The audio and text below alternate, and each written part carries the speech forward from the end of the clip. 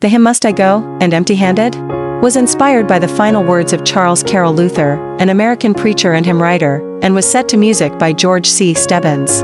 It carries a strong message about living a life that bears spiritual fruit and making the most of one's time to serve Christ. The story behind the hymn. The hymn was inspired by the testimony of a young man who had recently become a Christian but soon fell gravely ill. As he lay on his deathbed, he expressed deep regret, saying, "Must I go, and empty-handed? Thus my dear Redeemer meet? Not one soul with which to greet him. Must I empty-handed go?" This young man realized that, although he had accepted Christ, he had not used his time to share the gospel or bring others to faith. His sorrowful reflection moved Charles C. Luther, who was present at the time. Deeply touched, Luther wrote a poem based on the young man's words, urging believers to live in a way that brings others to Christ.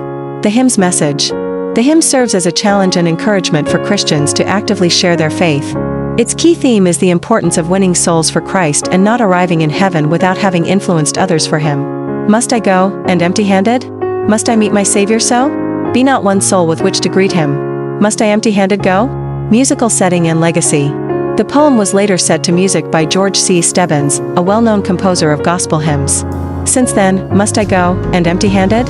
Has been widely sung in churches and evangelistic meetings, reminding believers of the importance of sharing their faith and living purposefully for Christ.